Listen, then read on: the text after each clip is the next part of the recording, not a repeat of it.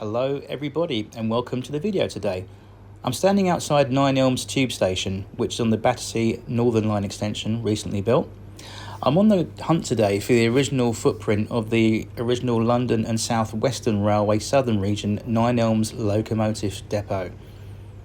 The depot was originally built in 1839 by the London and South Western Railway, expanded by 1909 and then closed in 1967. And here is the original site of the depot at the now Nine Elms Covent Garden Fruit and Flower Market. It was a very, very big depot. This is only part of it. I couldn't get to the other end of it, but this is basically where the steam sheds were and all the stabling sidings. Here we go. This is about 1967, about a few weeks before closure. You can see in the background there the flats, and obviously you can see that there was quite a few sidings, to say the least. It was a very, very big place. We're now in Brooklands Passage, which is, looking at it here, this is the original staff entrance as you look at it, where people would have gone in and out loco-wise the depot. This is the site of the original staff entrance to Nine Elms depot in Brooklands Passage. You can see there by that long brick column with the capping stone on top, the brickwork obviously is much darker. The bottom there gives it away, and the red paint on the left there was where the little archway was cut in the wall for staff to physically walk through that wall into the depot. That was the booking on point, the entrance. On that same brick column there was loads of enamel signs about safety, and obviously no train spotters as well. I'll put that shot in a minute. If we look at this wall here, this is much newer, it was never here, but this is the site of the original roadway entrance where the delivery vehicles would have gone straight into the depot for delivery and collection purposes. That back wall there on the corner was a large pub, and these were all rows of terrace houses right behind those walls there. Where the wall is in that new building behind there, the college building, that was all streets and old-fashioned sort of houses. But yeah, that's the original entrance to Nine Elms steam depot. You wouldn't have known that was there unless you've seen this video or looked it up on Google, but that's basically, it was on my bucket list to do, and I'm so glad I managed to do it today. But yeah, look, there's the original entrance. I'm going to put a photograph, as mentioned, in a minute, which comes from Des Shepherd's website.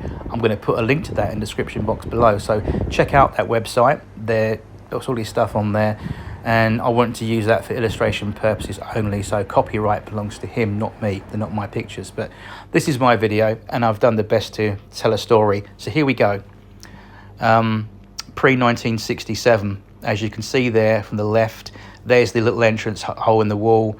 There's those lovely enamel signs telling people to keep out and be cautious, and that's how big it was. It gives you an idea how wide the entrance was compared to today's shots, what I took this morning. And as you can see, that's all that is left. If you look in the vegetation there, you can make out the other end of the gate post, where the other end was, the darker brickwork. And I love stuff like this because it really is good to find little clues about history, and if you know where to look, it's quite fascinating. And I was pleased this morning to go and do this on my bucket list as I was in the area. So yeah, this is the original entrance to Nine Elms steam depot. I'm going to walk along Brooklands Passage now and just take you along here. The wall on the right is the original retaining wall that's on the other side was Nine Elms depot. The one on the left is much newer and is to do with the technical college next door. But the one on the right, as mentioned, is original. As we're walking towards this tree that you'll see overhanging the wall, the large tree on the right, that's the site where the tree is, roughly where the turntable used to be. Big, massive, it wasn't a large turntable, but big enough for a tender engine. That was the site of the turntable. So we're continuing to walk along Brooklands Passage now to the very end.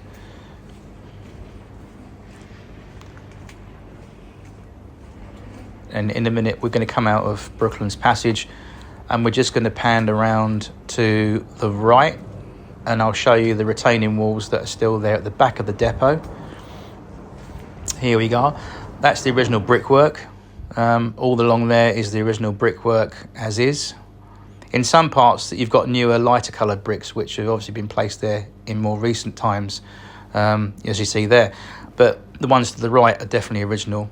And those are the flats and the wall you can see where I'm standing. And I think these are the original blocks of flats, or certainly where they are or were. But anyway, that's the flats. So the people that lived in those prior to 1967, I think, put in a lot of complaints to the railway from the noise. This is an aerial shot. The large blue rectangle and the smaller square in blue there is the site of where the depot sat originally, compared to the newer flower market on beneath it now. The red line indicates the physical connection between the Waterloo main line into the depot, with a little square rectangle going across to indicate the coaling stage. At the bottom, the round circle was the turntable. I'm not sure what this is here, but I include this in the video today. I'm pretty sure it's railway connected. It's on the other side of Nine Elms Shed, or where it was. I'm not sure, but it looks interesting, so I threw it in. But this is Nine Elms Shed, around about 1967, with Battersea Power Station in the background, in the foreground there. There's the original large coaler, quite a large thing. There's a West Country Class on shed being prepared.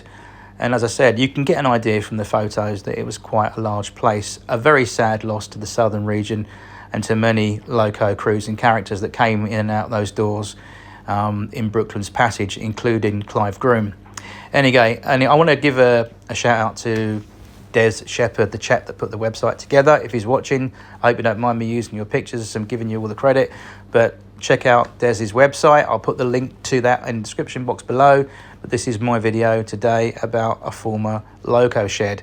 Anyway, have a good one. Thanks for watching, and I'll see you soon in the next video.